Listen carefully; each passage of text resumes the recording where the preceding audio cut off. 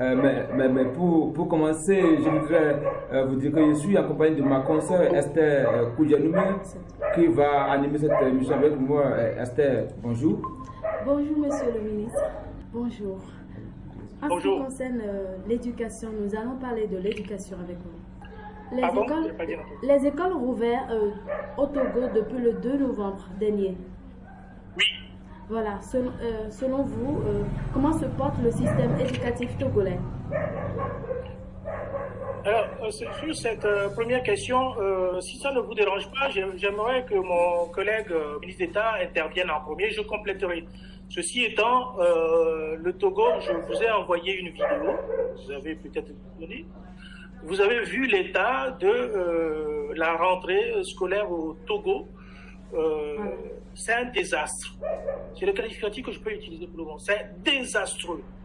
Ah bon? C'est ignoble.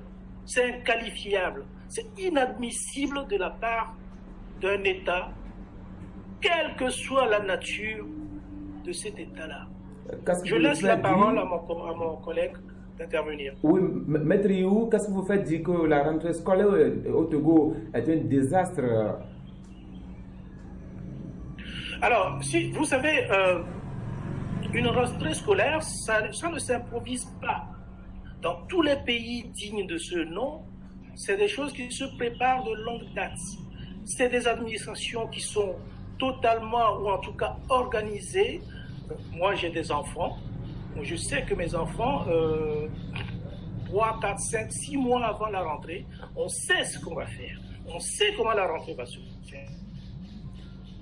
Il y a un échange qui se fait entre parents et élèves. Peut-être au Togo, je ne demande pas que ça se fasse parce que la communication est plus différente, mais il y a un tronc commun, il y a un minimum. Ce minimum, ça consiste en tout cas à donner les moyens aux enseignants, aux élèves, à la structure estudiantine pour pouvoir faire une rentrée. Ce n'est pas le cas du Togo. Ça n'a jamais de toute façon été le cas du Togo. Je ne sais pas si vous avez déjà visité le Togo.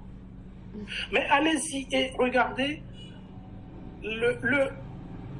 avant même de parler de la structure, l'organisation de l'éducation au Togo. C'est pitoyable. C'est pathétique. Et on dit qu'on est dans un état. Alors, ceux qui me font rire là-bas, c'est ceux-là qui sont encore sur place depuis des années et qui vous disent on est dans un pays d'état de droit. On fait beaucoup de choses au Togo, mais on ne voit jamais ce qui se fait au Togo. La scolarité des enfants, qui s'en charge? Qui fait quoi? Quelle est la programmation qui se fait? Les enseignants, ils font quoi? Moi, personnellement, j'ai été amené une fois à aller visiter un établissement secondaire, pas très loin de mon village natal. C'est quel établissement, s'il vous plaît? J'étais allé voir. Il faut pleurer.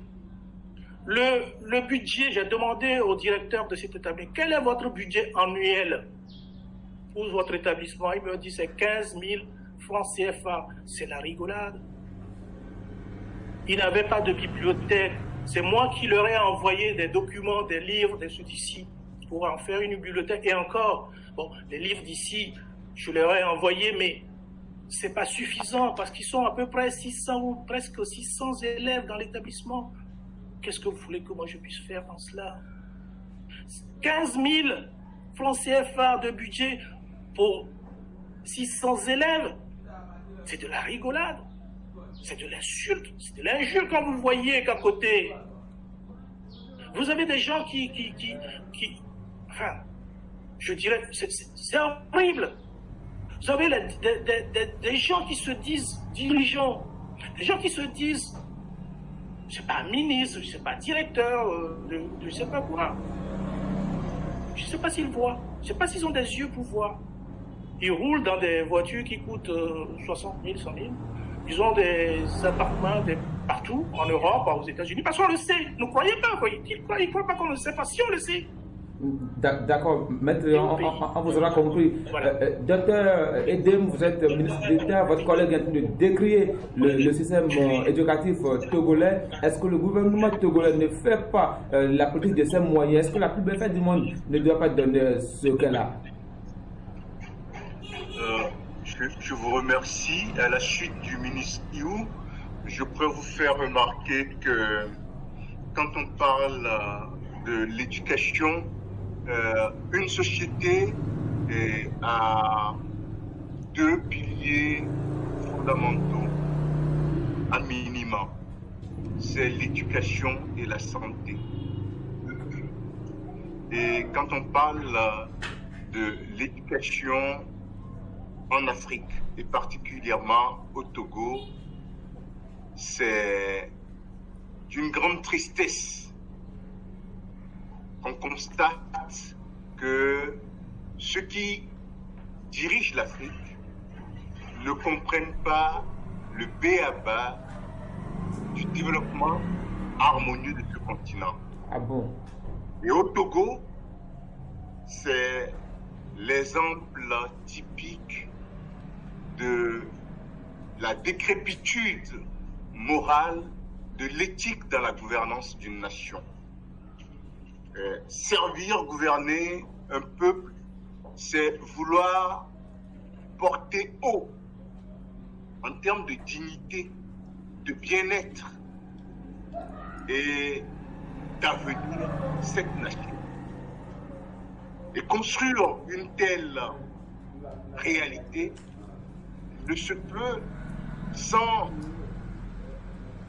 donner des valeurs fortes dès le passage aux citoyens de demain et aux jeunes citoyens d'aujourd'hui de nos nations. La rentrée scolaire 2020-2021 au Togo s'est faite dans un contexte de désespérance totale. Vous n'êtes sans savoir que depuis le 22 février 2020, où le peuple togolais, dans une écrasante majorité, a sanctionné à travers les urnes la mauvaise gouvernance de la dictature la plus vile au monde, représentée par le clan Gnassingbé. Ceux qui sont pour le statu quo et la régression de l'Afrique ont usé de tous les stratagèmes pour garder le pouvoir. Du coup, le pays est bloqué. Et comme le pays est bloqué, le flux des activités commerciales, déjà avec la pandémie au coronavirus de par le monde, on sait qu'il y a une régression des activités commerciales. Au Togo, cette pandémie vient se grever sur une réalité sociale insoutenable. Du coup, les familles n'ont pas les moyens. Tout à fait. Du coup, Monsieur le ministre, vous parlez d'un gouvernement illégitime. Les institutions de la République ont validé quand même l'élection du président Faure Gnassingbé. Et vous venez de le dire, la situation pandémique du coronavirus a eu un impact négatif sur les économies de tous les pays. Est-ce que ce n'est pas la même chose qui s'est passée au Togo, au point où le gouvernement a eu des difficultés à organiser la rentrée dans les conditions requises?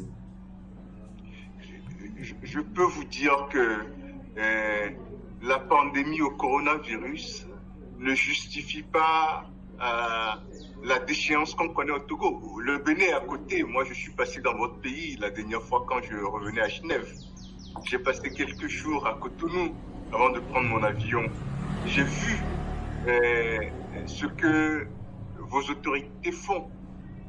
En termes de richesse, le Bénin et le Togo ne sont pas à comparer. Et pourtant, il suffit même d'arriver à Ila-Kondi. Votre nouvelle douane qu'on construit montre la vision que l'équipe au pouvoir, qui n'est pas un exemple d'erreur, mais on voit au moins une volonté d'hisser haut le Bénin.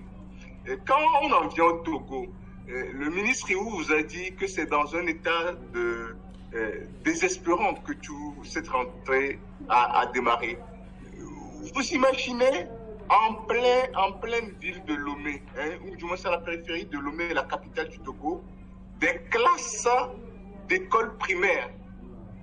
C'est des briques, des parpaings de briques qu'on a mis dans une salle et sur lesquelles les enfants sont assis. Il n'y a même pas de clôture. C'est, je vous dis, à Lomé. ACP. Et vous voyez certaines écoles en plein centre-ville. L'état de délabrement. C'est dans ces conditions-là. Vous savez, un enfant que vous voulez voir devenir demain quelque chose de merveilleux, il faut le faire rêver. Il faut que son imaginaire Monsieur le ministre, foisonne. Monsieur le ministre, s'il vous plaît. Oui, madame. Quelles sont les mesures? Oui, voilà. Quelles sont les mesures que votre gouvernement a prises pour protéger les enseignants et les apprenants en ce temps de Covid-19? Et pour compléter la question de ma consoeur, pour aussi améliorer la qualité de l'éducation au Togo? Je peux vous dire que le Conseil des ministres qui s'était réuni hier s'est planché sur... il y a eu la communication de Madame la ministre des Enseignements des premiers, deuxième et troisième degrés de l'enseignement professionnel et de la formation professionnelle. Et elle a été dûment mandatée à voir, d'ailleurs le communiqué du Conseil des ministres, le rendu dira tout ça, à prendre les mesures diligentes pour aider au mieux à ce que ceux qui, dans une situation comme nous vous le décrivons, ont démarré cette rentrée, autant les apprenants que leurs familles et les enseignants, à voir comment au mieux nous pouvons les aider. Elle a présenté au gouvernement un plan d'action. Je ne vais pas dévoiler puisque le pouvoir illégitime qu'issu des comptes de voile, il y a le plagiat. Donc, elle va implémenter ces choses. Je pense que nous avons pris à cœur, en attendant d'avoir l'effectivité du pouvoir, en prenant tout le contrôle de tous les leviers du pouvoir sur le territoire national, d'agir parallèlement à travers des mouvements citoyens et autres pour compenser le déficit criard dont ce régime a fait montre en début de cette année, de cette rentrée scolaire. Vous n'êtes pas sans savoir qu'ils ont rencontré 12 syndicats d'enseignants et ils ont voulu imposer un relevé de conclusion. Sur les 12 syndicats, il n'y a que 2 syndicats qui ont accepté. Donc, actuellement, il y a la Fédération du syndicat des enseignants de l'éducation nationale, la FESEN, puis la CC, qui ont lancé des prières de grève. Donc, le Front social en matière d'éducation nationale, bouillonne déjà. Quel avenir si après on vient de démarrer la rentrée et que une série de grèves est lancée? Quel avenir? Et pour les apprenants, pour les parents qui se donnent, pour les enfants aient une éducation appropriée, pour les enseignants eux-mêmes qui vivent de leur savoir et aussi créent une certaine richesse à leur oui, monsieur le ministre. L'une des franges fondamentales de l'État, le pouvoir en place est en train de la saborder, de la saboter. Monsieur le ministre, la question de l'éducation est une question cruciale qui concerne tout le monde. Qu'est-ce que vous pensez faire aujourd'hui de façon concrète pour améliorer la qualité de l'éducation dans votre pays aujourd'hui, en tant que membre du gouvernement de son Excellence, Dr Agboyom? Comme je vous l'ai dit, la ministre Christina Kakpo a présenté en Conseil des ministres déjà le Conseil des ministres de la semaine passée, puisque hier on était en Conseil des ministres, un plan d'action très intéressant. Je pense que je ne vais pas dévoiler ça. Ce plan d'action vise à donner les moyens aux zones où le dénuement est criard pour que les apprenants puissent avoir le minimum et bénéficier d'une éducation de qualité. En même temps, ce plan d'action prévoit l'assistance qu'il faut aux corps enseignants pour leur permettre de pouvoir être à l'aise et de transmettre des savoirs de bonne qualité à nos enfants qui demain vont construire la nation. Maintenant, il est clair que sur un plan plus global, le président démocratiquement élu a un programme pour l'éducation nationale. Nous sommes un gouvernement de combat et au niveau du gouvernement de combat, nous réglons les urgences. Quand nous allons prendre l'effectivité du pouvoir, alors nous allons décliner clairement l'offre programmatique qui a reçu l'adhésion totale de nos populations et vu cette écrasante victoire du président démocratiquement élu. Donc il y a deux niveaux. Il y a l'urgence que règle le gouvernement de combat et après, quand nous allons prendre le pouvoir dans les semaines qui viennent, nous allons décliner notre véritable programme de société axé sur l'éducation pour le Togo. D'accord. On vous aura compris, monsieur le ministre. Maître Iou, votre collègue ministre d'État, a peint en noir tout ce qui s'est fait dans votre pays. Il a énoncé les initiatives prises par votre gouvernement, au gouvernement auquel vous appartenez, pour améliorer la qualité de l'éducation. Mais aujourd'hui, en attendant que les choses ne changent comme vous le souhaitez, quel est le plan choc que vous proposez pour que le gouvernement de Faure Gnassingbé puisse améliorer? Parce que l'éducation, ce n'est pas une question politique, ce n'est pas une question aux intérêts égoïstes, mais c'est une question cruciale qu'il faut régler pour le développement de tout pays. Qu'est-ce que vous voulez faire de façon concrète pour que les choses changent en attendant que vous ne preniez la main du gouvernement? Ce qu'il faut faire au Togo pour que les choses changent. Les choses ne changeront pas avec Faure Gnassingbé et ses affidés. Parce que quand vous avez fait avec son père 38 ans, vous avez percé carrément du pouvoir. Je veux dire, non mais il faut pas couper la corde. C'est les mêmes noms. C'est une succession de père en fils, donc quasiment une, je veux dire, c'est pas ils veulent en faire une royauté. Ça n'en est pas une. Voilà. Mais même je peux laisser le père, parce que lui, je l'ai connu. C'est pas le même personnage. J'en parlerai peut-être plus tard. Mais Faure Gnassingbé fait 15 ans. 15 ans. La Constitution le lui permet d'ailleurs. Non. Aucune Constitution ne lui a jamais permis. Alors, si vous voulez, je suis juriste. D'accord. Je ne vais pas faire tout le discours de 2005. Mais je vais vous dire deux choses. La première, c'est qu'en 2005, Faure est arrivé au pouvoir par une forfaiture. Ah bon? La forfaiture, c'est que quand vous bidouillez une loi fondamentale d'un pays, ça s'appelle une forfaiture. Tout simplement. C'est ce qui a été fait. Donc à partir du moment où la base a été faussée, tout le reste, il est dans un état de fait. Il n'a jamais été dans un état de droit. C'est comme cela que ça s'appelle. En droit pur, c'est cela. Maître Yelou. Pardon? C'est vous qui le dites. Non mais c'est pas moi qui le dis, c'est le droit qui le dit. Je ne crée pas le droit. Le Togo malheureusement utilise le droit français. Donc c'est pas moi qui le dis. Voilà, ça fait 25 ans que j'enseigne le droit à l'université. Je ne me permettrai pas de dire à mes étudiants qu'on peut bidouiller en une nuit une constitution, échanger les dispositions et en faire une autre pour faire croire que le peuple togolais a adhéré à ça. Non mais c'est une forfaiture. On vous aura compris. C'est tout. Donc à partir du moment où cette base est faussée, tout ce que Faure Gnassingbé fait depuis ces années-là, cette mandature sont des faux mandats, absolument. Alors vous me dites effectivement qu'il a été réélu à partir de, il veut faire un autre mandat. Mais tous ces mandats sont tout. D'ailleurs les élections il les a jamais gagnés, on le sait.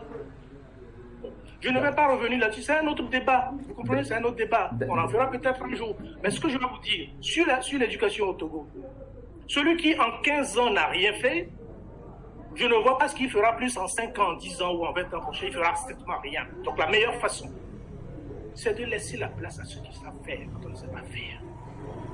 D'accord. Voilà. Je leur conseille de laisser la place à ceux qui ont savoir-faire pour qu'ils fassent ce qu'il y a à faire. Parce que dans 5 ans, dans 10 ans, le Togo risque encore de reculer de 10, 15, 20 ans. Il a déjà reculé de 30 ans. D'accord. Le Togo fait aussi la une des journaux depuis quelques mois. Il s'agit aussi de l'assassinat du colonel Bitala. Donc, vous n'êtes pas sans savoir que l'enquête suit son cours et il n'y a pas si longtemps, avant-hier, il y a eu des conclusions de l'enquête qui sont sorties de l'autre côté de France. Alors, quelle appréciation faites-vous de cette première conclusion sortie par les médecins légistes en tant qu'avocat et membre du gouvernement de Théâtre Boyol? Oui, merci d'aborder ce point parce que ce point me concerne principalement à double titre. Dans un premier temps, parce que je suis garde des Sceaux et je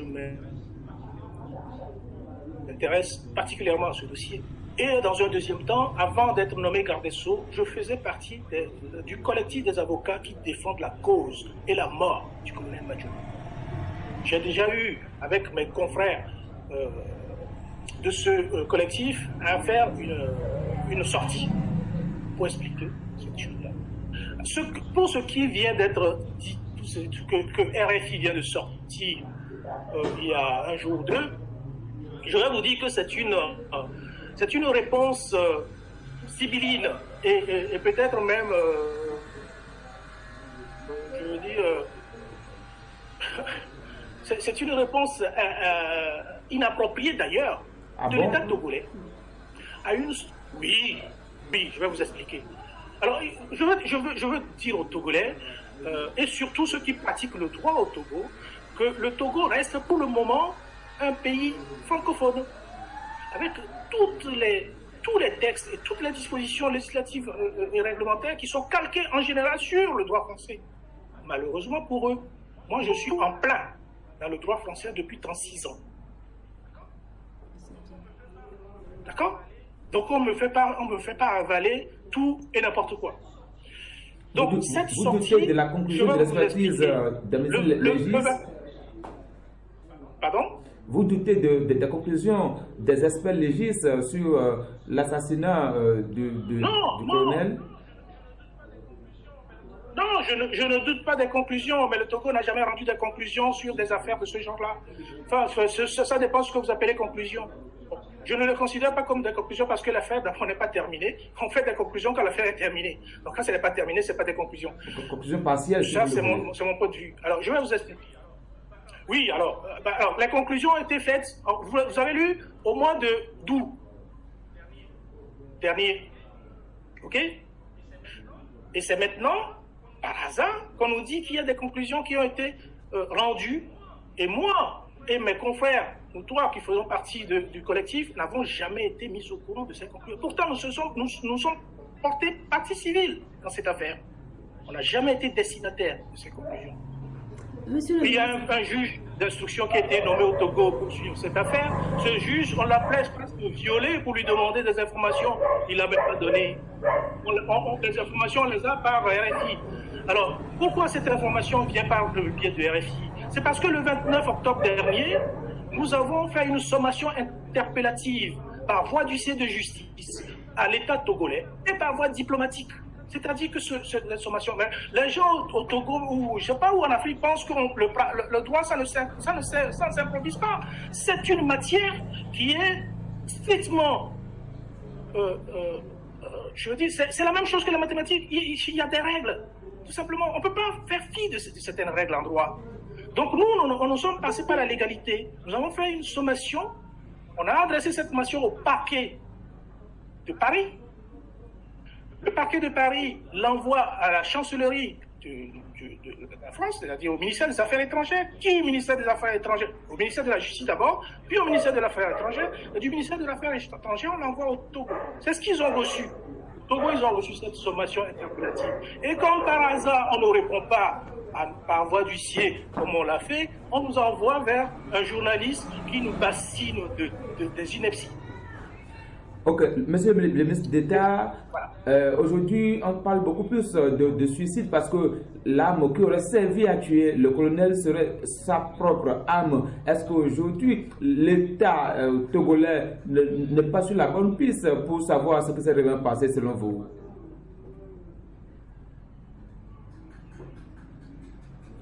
Docteur Edem? Oui, monsieur le journaliste. Ouais.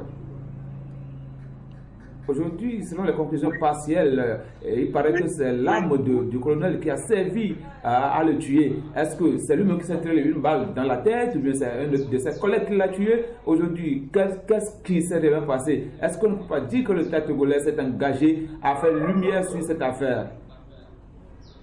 Mais non, monsieur le journaliste. Trêve de plaisanterie, arrêtez. vous avez suivi le docteur Imo, le garde des Sceaux, ministre de la Justice, des droits de l'homme et de la promotion de l'état de droit, dans son argumentaire tout à l'heure. Et pour cause d'ailleurs, il est l'un des conseils de ceux qui défendent le colonel Madjouba, devant la mémoire de laquelle je m'incline d'abord.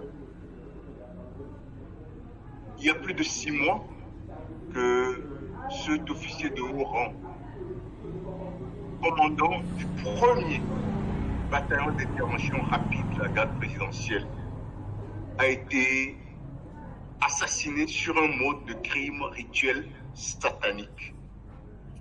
Vous savez, on a retrouvé le colonel Madjouba dans une flaque de sang dans son bureau, égorgé comme un mouton.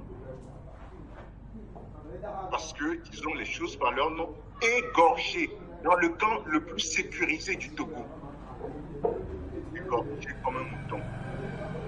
Et à ce jour, officiellement, la famille n'a toujours pas reçu le corps de son fils. Et d'après des sources bien introduites et recoupées, le corps est sans tête. Parce que, après l'avoir égorgé, on a récupéré la tête du colonel Madjouba pour des rites sataniques en faveur de quoi.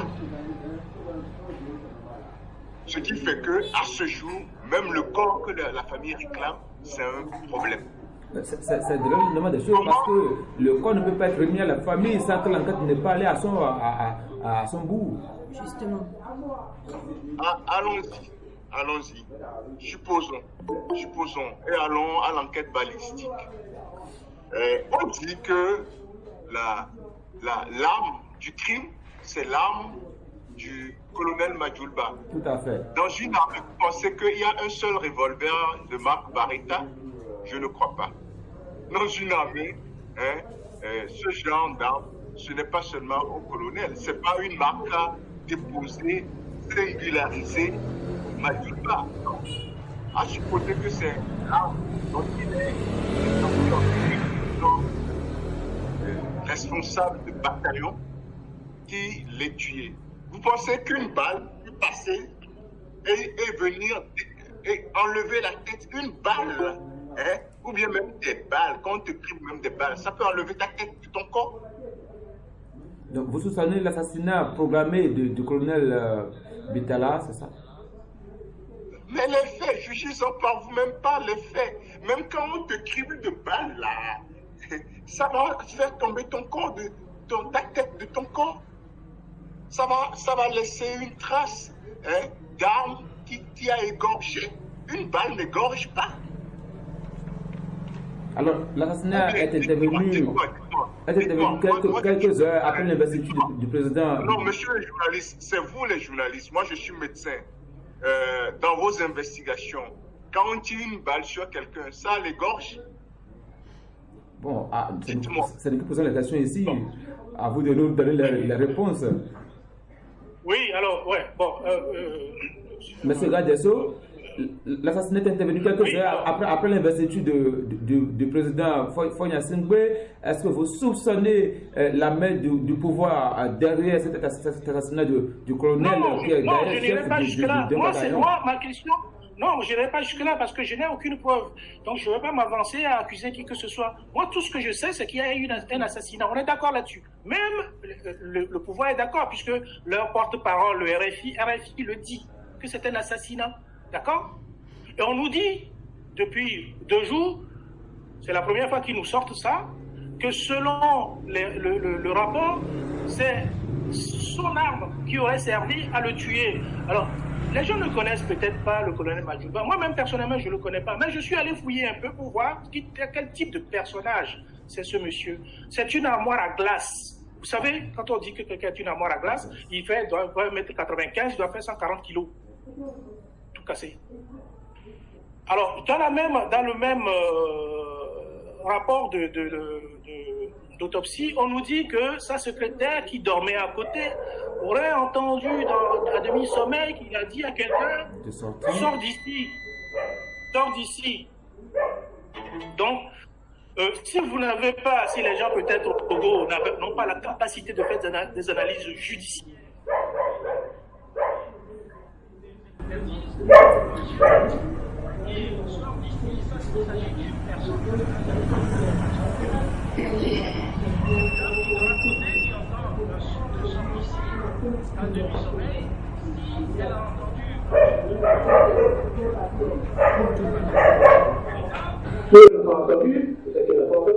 c'est un autre problème.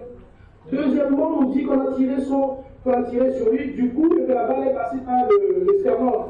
Je ne sais pas si vous avez fait les sciences naturelles. Moi, j'avais fait de l'USM2 jusqu'en terminale.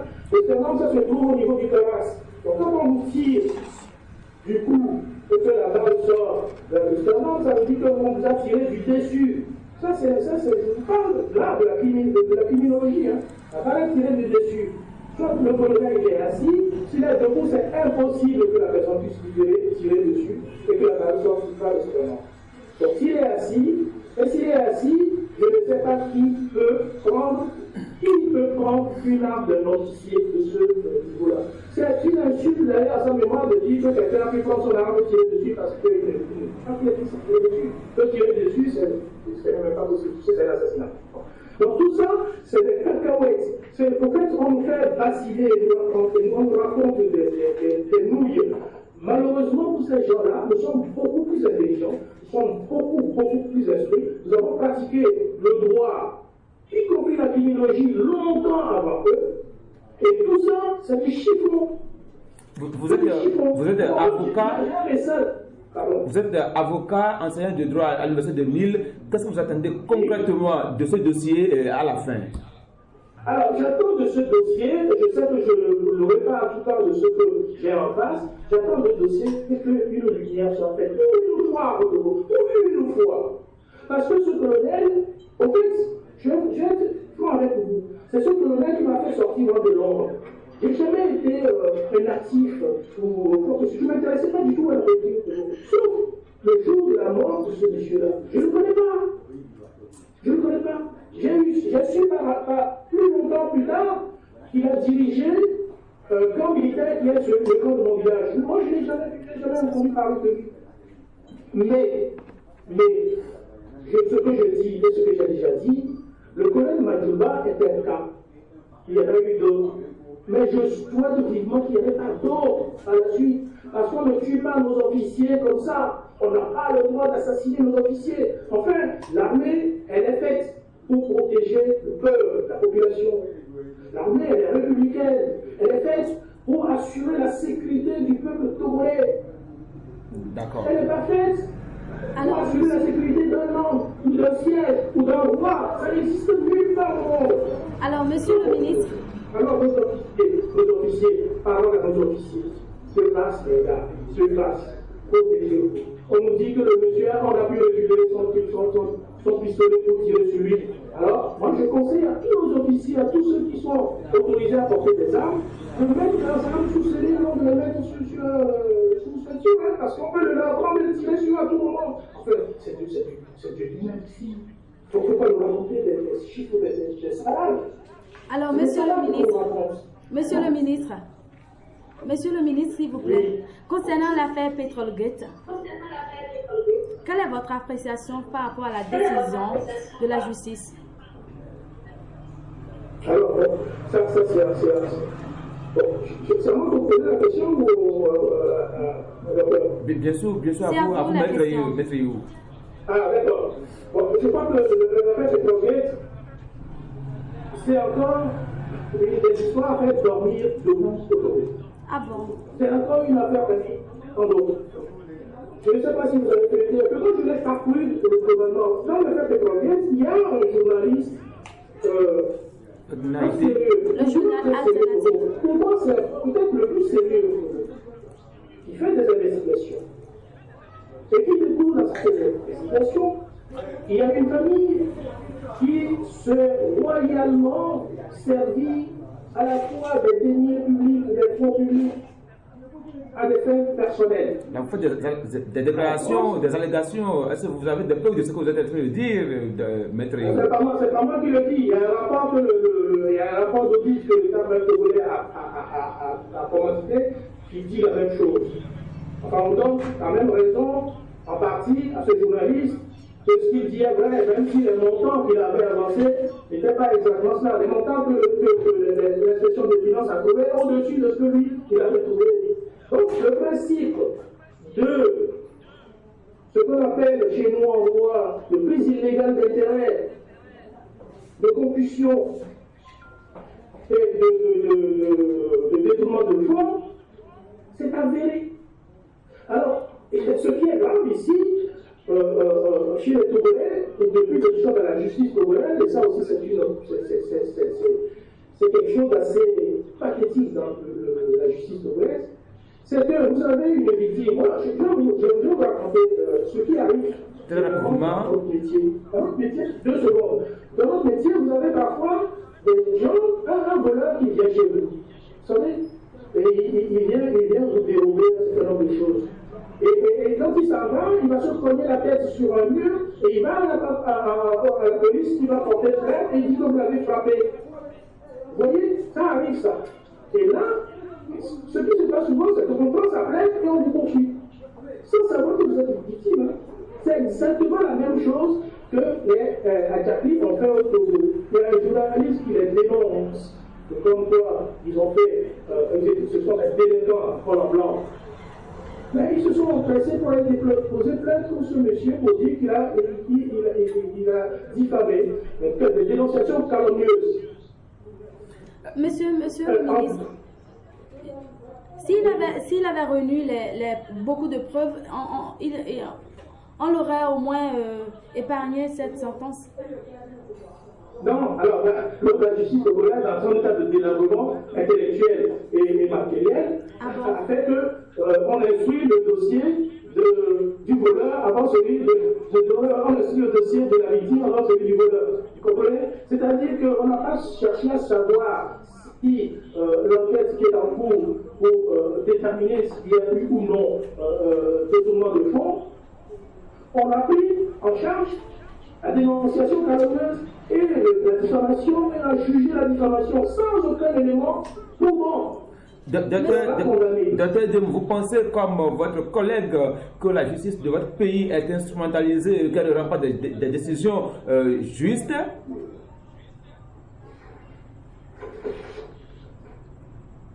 Mais je pense que le garde des Sceaux vous a fait une démonstration succincte et claire en tant que praticien avéré et compétent de droit de ce qui vient de se jouer. Et on a une justice qui marche à la renverse. Ah bon? C'est vous qui le dites. Qui marche à la renverse et qui est caractéristique des républiques bananières et des milieux mafieux. Vous n'avez quand même pas dit des choses assez graves sur votre pays que vous aimez tant, que vous pensez diriger. Je vais un peu plus loin pour vous donner quelques exemples troublants sur ce qui se passe dans notre pays.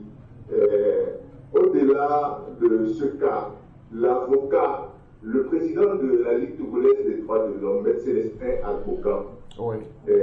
Il conduisait et il n'avait pas son permis sur lui, il a fait un accident mortel. Oui. On l'a interpellé après 24 heures, je ne sais pas, qu'on l'a mis aux arrêts, ils l'ont libéré. Et hier,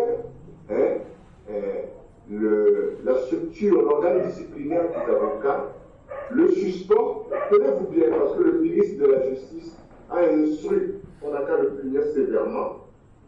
S'il y aura une preuve pénale, le suspend pour 3 ans de la profession d'avocat, qui n'ira pas travailler, qui dit de ça, hein, et pendant, avec 18 mois de sursis. Wow. Voilà quelqu'un, ça c'est la justice au Togo. Je veux que le monde entier, c'est hier seulement, que le monde entier puisse analyser. Voilà un avocat qui a fait un accident mortel. Mais c'est une application de la loi.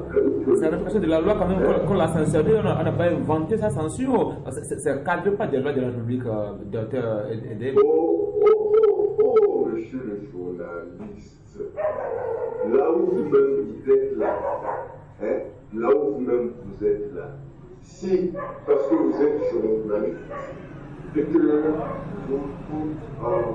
dans un cadre privé,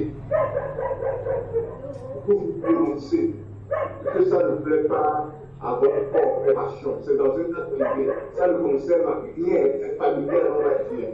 Ça n'a rien à voir avec vos activités professionnelles. Et que on fait la gymnastique pour dire, parce que vous êtes journaliste, vous ne devez pas vous fâcher à dire ceci en famille, on pourrait dire votre carte de journaliste pour 3 ans. Ça, c'est votre interprétation de la décision de justice. Non, je vais vous dire. Ça, c'est carrément entre l'accident qui s'est passé et le fait de suspendre un avocat, de ne pas prendre pendant plus d'1 an déjà, il n'y a pas de lien, il n'y a pas de corrélation. Il n'y a pas de corrélation. Alors, je vais expliquer un peu à nos amis journalistes pour qu'ils comprennent. Vous savez, être avocat, nous avons ce qu'on appelle un ordre. Et la sanction qu'on lui donne, c'est une sanction ordinale. L'infraction qu'il a commise n'est pas sanctionnée de cette façon dans l'ordre. Il a commis une infraction pénale qui pouvait être jugée par la justice ordinaire. Le problème au Togo, c'est qu'il y a toujours des liens incestueux entre les juges, les avocats, les ministères, c'est-à-dire la chancellerie, de sorte qu'on ne sait pas qui fait quoi et qui dit quoi. Alors, moi, j'aurais préféré que mon confrère ait une sanction pénale, parce qu'au moins ça, c'est prévu par le code pénal, et il n'y a pas d'interdiction des principes. Il peut prendre une prison avec ceci, mais pas d'interdiction. Et l'ordre n'était pas obligé de le sanctionner. Revenons à notre sujet. Est-ce que vous pensez que la famille Adjakri a les moyens d'influencer une décision de justice dans un pays démocratique comme le Togo? Oui, comme le détourner 700 milliards, vous avez suffisamment de poids. 700 milliards, c'est quand même que vous avancez, Maître Iou. Oui. 700 milliards, c'est quand même de grosses sommes que vous avancez là. Est-ce que vous avez les preuves que la famille Adjakri a détourné autant d'argent? C'est ce qui ressort de l'audit. Ce n'est même pas le journal qui le dit, c'est ce qui ressort de l'audit. Et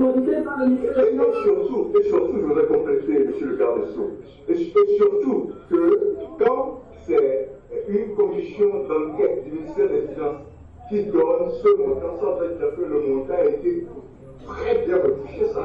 Parce que c'est pas une commission politique indépendante. Une commission politique de l'État. Monsieur le ministre, s'il vous plaît. Il y a 700 milliards de ce qu'il faut sanctionner. Est-ce que le journal alternatif n'est pas allé trop vite en besogne? Comment il est allé trop vite en besogne? Vous savez, vous-même journaliste là, lancer des alertes, les lanceurs d'alerte, comment ça se passe? C'est vous les journalistes qui donnez des informations, et puis on vérifie et on voit la vérité. Vous imaginez, je vous ai dit, rentrée 2020, en pleine ville de Lomé, on prend des parpaings de briques pour mettre par terre à des enfants, que c'est leur siège pour fréquenter. Vous êtes femme, vous êtes belle d'ailleurs. Merci. Si votre enfant, vous le mettez dans des conditions comme ça, quel avenir vous allez lui donner? Vous-même là, si on vous a mis dans des conditions comme ça, vous serez la journaliste aujourd'hui. Non! Faisons rêver nos enfants. Faisons rêver l'humanité. Quand vous prenez 700 milliards, et ça c'est le BABA, vous prenez 700 milliards, vous vous partagez entre vous, alors qu'il n'y a pas de hôpitaux, il n'y a pas d'école, il n'y a pas de marché adéquat, il n'y a pas de parc, il n'y a pas le minimum pour que les êtres humains aient le sourire aux lèvres. Il n'y a pas ça. Mais on vaut plus de 700 milliards et plus d'individus. Et ça, je vous dis, c'est le minimum. Si tu poses scandale de pétrole en l'État, c'est sûr, le pétrole est importé, alors que le Togo est producteur de pétrole. Et ça, c'est jamais déclaré dans les caisses de l'État. Le Togo est membre de l'initiative de Tingali, c'est-à-dire le Togo est producteur d'or et de diamants. Et c'est le groupe suisse Grécor qui exporte, qui s'occupe de l'import, de l'exportation du sol, de notre diamant de notre or. Ce n'est pas dans les cahiers dans la registre de l'État. Le Togo a plein de premières spirituelles. Tout ça là, donc le scandale, c'est ce qu'on dit, ce n'est qu'une petite partie de l'iceberg. On vous aura compris, on espère avoir avec vous beaucoup de preuves sur cette affaire qui agite les milieux judiciaires, politiques au Togo depuis quelques jours maintenant. Mais non, monsieur le journaliste, il ne faut pas dire que vous espérez des preuves, puisque le rapport de la mandatée par le ministère des Finances est là, pour quelle preuve vous voulez. Sinon, vous manquez de bonne foi. Bon, pour peut-être en terminer sur ce point, vous savez,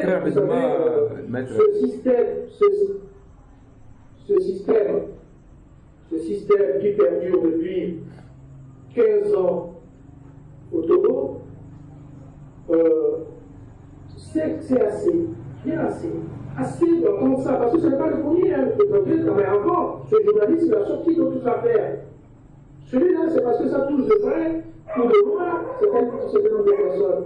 Moi, je vais faire l'aveu.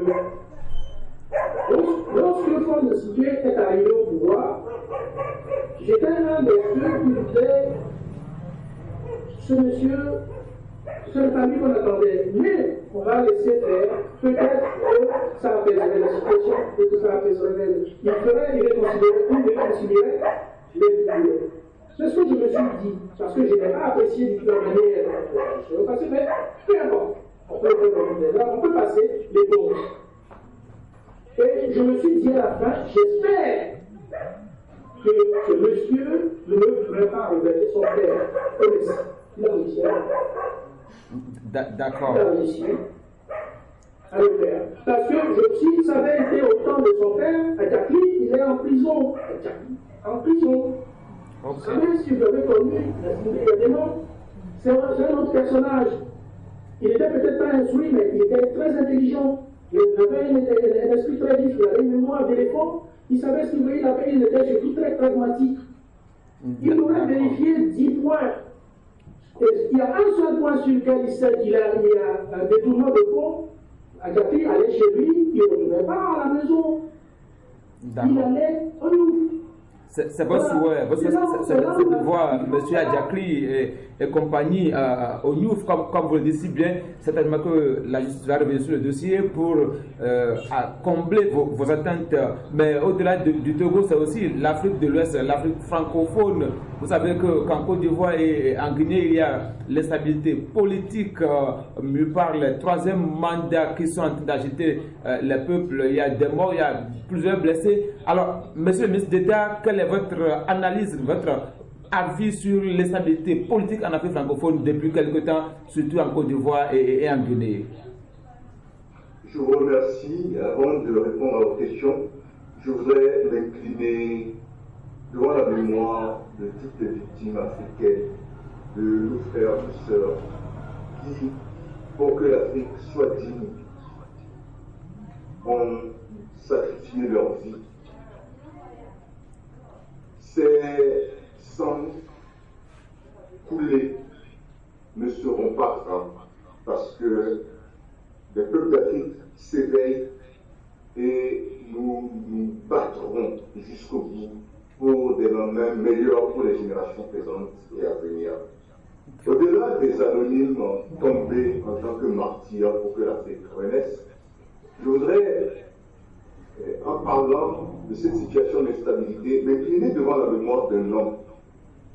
Un homme qui, à sa manière, avec conviction, s'est battu.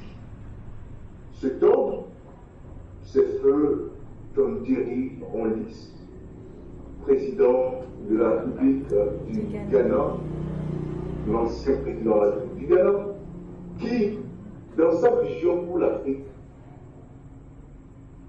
pour laquelle nous nous battons nous aussi aujourd'hui, disait: nous mettrons en place des institutions que même le diable, dans sa furie, ne saurait tromper, travestir.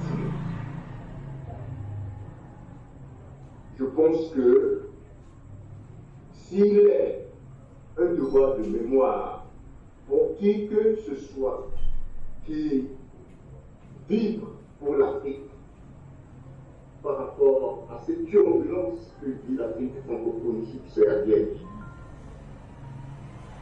c'est de dire le combat de Rawlings, le combat de Thomas Sankara, le combat de Patrice Lumumba, le combat de Modibo Keïta, le combat de Sibani Solinchou, le combat de Marlène Ngouabi, tous ceux-là qui, comment bien entendu, se tuaient, ils sont nombreux, tous ceux-là qui avaient une certaine vision de l'Afrique et qui ont été fauchés, Dieu seul sait par quel moyen, que nous, génération présente, nous avons le devoir d'entendre le cri de cœur du peuple qui le demande à construire gouvernance vertueuse et pouvoir légitime qui représente leurs aspirations. Le Togo ayant toujours été le laboratoire de la France-Afrique, celui-là par qui tous les crimes et toutes les misères de l'Afrique ont toujours commencé avec la France derrière.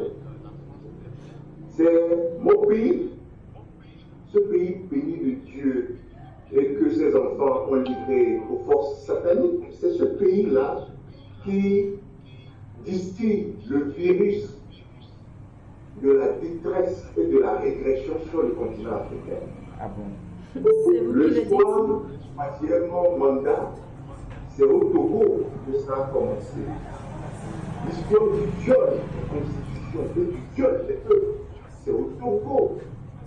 Et après, ça, on a une traînée de poudre en Afrique de l'Ouest. Ça ne va pas se passer. D'accord. C'est ainsi cette année. Et ce que j'ai de faire à Alassane Ouattara en Côte d'Ivoire, ni ce que j'ai de faire Alpha Condé en Guinée. D'ailleurs, son Excellence le président démocratiquement élu du Togo, le Dr Gabriel Adouane Sankoto, a eu des contacts téléphoniques directs avec Sédou Ben Diallo. Oui. Et moi-même, je suis en lien avec sa chef de cabinet, comme mon directeur de communication. Avec les Ivoiriens, le président a transmis cette notification à le président Henri Konan. Un métier, nous sommes en train de travailler pour mettre en place un triumvirat de l'alternance politique en Afrique subsaharienne. Ce triumvirat auquel nous avons fédéré d'autres forces africaines, dont le frère du Mali. Je pense qu'au Bénin, vous êtes très dynamique là-bas, vous nous rejoindrez pour agir ensemble pour libérer l'Afrique. C'est un projet sur lequel nous travaillons sérieusement pour que la gouvernance vertueuse et éthique que réclament nos populations devienne une réalité. Dans tous les cas, au niveau du Togo, c'est un projet à cœur, mon département pilote, avec le Premier ministre et le Président de la République. Donc, nous allons faire au mieux pour que cette forte aspiration des peuples africains à voir la fin de ces viols des constitutions et de ces processus électoraux qui sont unis sur l'intelligence africaine. une insulte à l'humanité elle-même dans son cesse. C'est notre devoir à nous tous, y compris vous, madame, monsieur le journaliste, parce que c'est de l'éthique et de l'essence même de la vie humaine dont il s'agit dans cette affaire. D'accord. Pour aller dans le même sens que vous, monsieur le ministre IOU, en Côte d'Ivoire, il y a désormais une étendue du pouvoir que l'opposition semble avoir saisi. On a eu la rencontre entre M. Bédié et M. Ouattara la semaine dernière. Alors, pourquoi le Togo et la Guinée ne peuvent-ils pas aller à l'école de la Côte d'Ivoire pour que la paix règne dans ces pays africains? Vous savez, comme vient de le dire déjà mon collègue ministre d'État,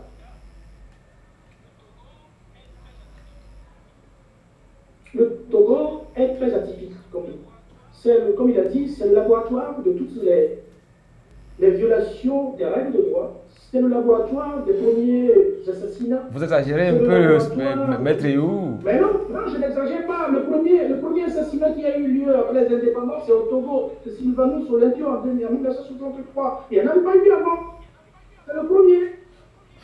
Et après, il y a eu les autres. Donc il faut savoir que c'est comme ça que ça s'est passé. Non, n'en déplaise peut-être à certains Togolais, c'est une réalité. Moi, j'ai plus de 60 ans, donc je connais l'histoire du Togo comme sur le bout de ma main. Donc, il y en a assez. C'est bon. C'est bon. Maintenant, il faut que ça s'arrête.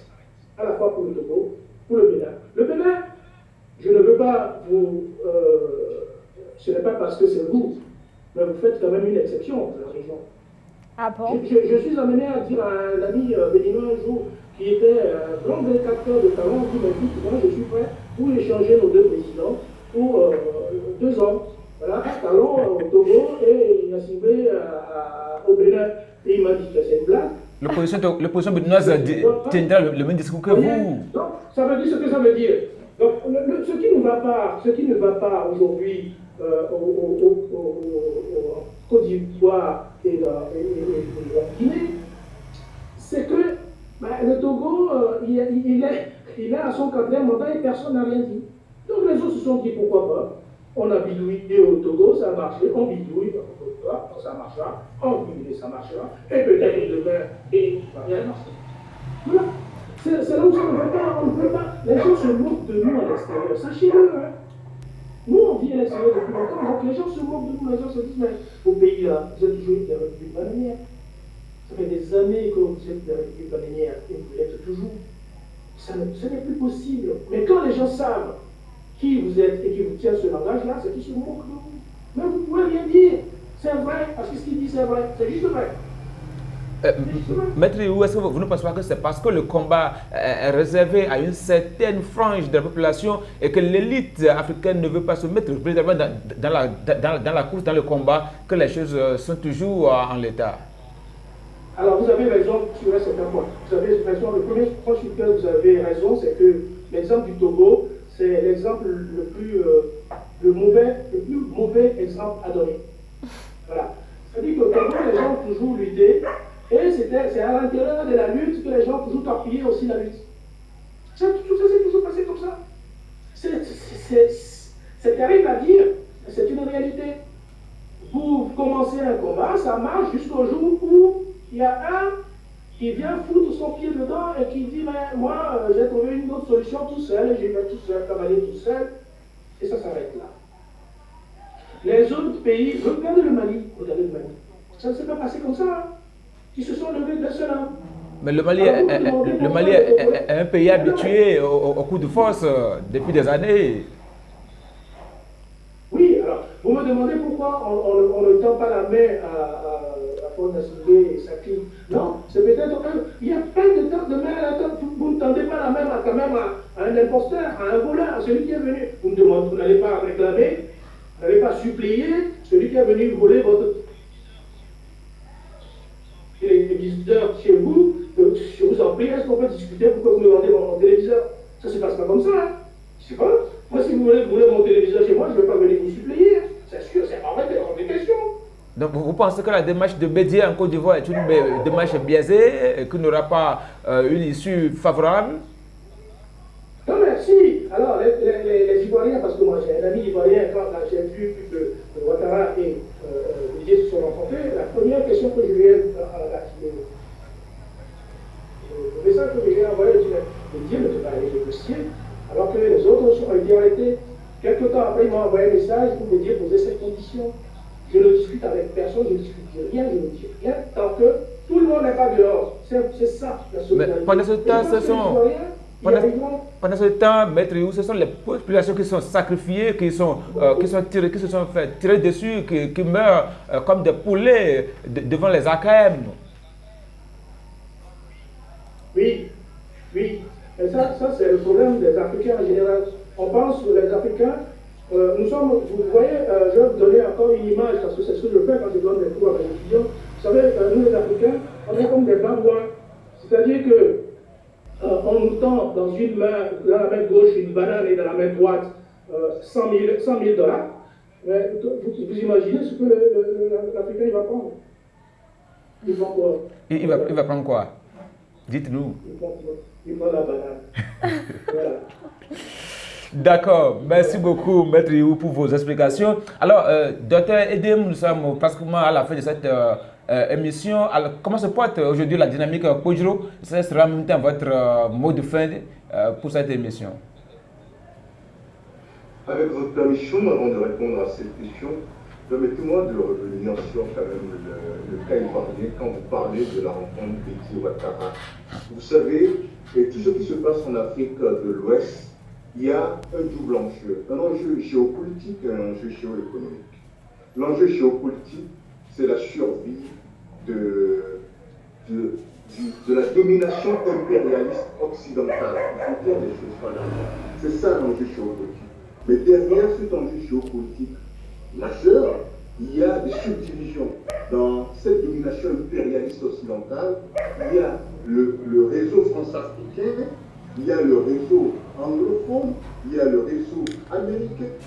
Et c'est-à-dire tel qu'ils ont fait à Berlin en 1884, c'est la poursuite. Pour eux, l'Afrique doit être leur cercle. Oui. Hier, l'Afrique doit être agenouillée. Mais dans ce jeu géopolitique de domination impérialiste de l'Afrique, n'oubliez pas les Chinois qui sont pires. Dans ce jeu, il y a les plus tordus et brutes, parce que les autres, c'est un bande de mensueux. Il y a ceux qui sont subtils et gentlemen, et il y a ceux qui sont brutes et truands, comme un certain Nigérian truand. C'est le métier de la France-Afrique, dont le mafieux de service, le Nigérian, est à la tête. Et veille à ce que cette France-Afrique persiste. Ça, c'est l'enjeu géopolitique. Maintenant, l'enjeu géoéconomique. L'enjeu géoéconomique, c'est toujours la prospérité des multinationales, tenues par la mafia Kazakh, dont les têtes de pont sont les juifs du réseau Illuminati. Maintenant, vous devez savoir que la Banque de France appartient à l'un des piliers de la mafia Kazakh, qui sont les Rothschild, dont leur président actuel, Emmanuel Macron, est un agent avéré. Maintenant, Ouattara, à qui le président Trump avait demandé, tout comme à Alpha Condé, de se retirer, et puis, dans la défiance, se sont maintenus, ont promis à Horizon 37 leur garantir la mise en circulation de l'écho. Et l'écho, c'est quoi? L'écho, c'est une défense à la politique économique des États africains, la CEDEAO. Parce que l'écho de la CEDEAO, par mépris des peuples africains, les Français ont plagié ça. Et Ouattara, Fornassingue, Condé, leur garantie de tout faire pour la pouvoir. Cet écho-là va. Et comme ça, on noyote la CEDEAO. Voilà pourquoi la France soutient et Fornassingue et Ouattara et Condé. C'est votre lecture, docteur. On est allé agresser mon pays, le Togo. On a arrivé les Togolais au Nigeria, dans les émeutes nigérianes, dans le passé. Joe John Jerry Rawlings, qui vient de mourir d'un soi-disant Covid-19, est de ceux plagiés à la communauté des visiteurs de l'Afrique de l'Ouest. C'est pour vous dire, maintenir Ouattara à la tête de la Côte d'Ivoire, c'est une insulte aux Ivoiriens et à l'Afrique. Parce que ce monsieur fait croire aux Africains que c'est l'État français qui a assuré la prospérité des peuples d'Afrique. Mais il n'y a que les journalistes qui croient aussi. Donc, il y a un intérêt géoéconomique là-dedans. Est-ce que vous, là où vous êtes, je veux qu'on vive un avenir brillant, parce que vous êtes déjà brillant. Mais il faut que les talents dont vous êtes porteurs humanistes, vous faites qu'avec l'État français, à que vous là où vous êtes en train de Docteur Edem, vos enfants et vos petits-enfants ont un avenir. Docteur Edem, le temps à nous un parti tiré à sa fin. La dernière question, comment se porte la dynamique Pojoro aujourd'hui après l'élection du 22 février 2020?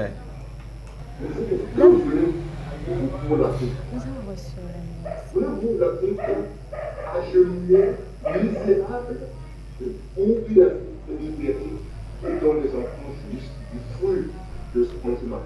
Votre compatriote Élisée, son combat, il est lourd parce qu'il est fasciste. C'est pour tous les cas, les peuples d'Afrique doivent combattre tout ce qui veut maintenir l'Afrique dans la domination colonialiste, impérialiste, et qui nous méprise. Maintenant, venons à la dynamique Monseigneur Kodro au moment de fête. La dynamique Monseigneur Kodro, en décembre, elle pourra une année. Et aujourd'hui, je peux vous dire, jamais dans l'histoire politique du Togo, il y a une organisation aussi structurée. La dynamique Monseigneur Kodro aujourd'hui, c'est un écosystème. Parce qu'il y a la coordination nationale. La coordination nationale a ses démembrements. Il y a la coordination internationale. La coordination internationale avec les bureaux régions continents.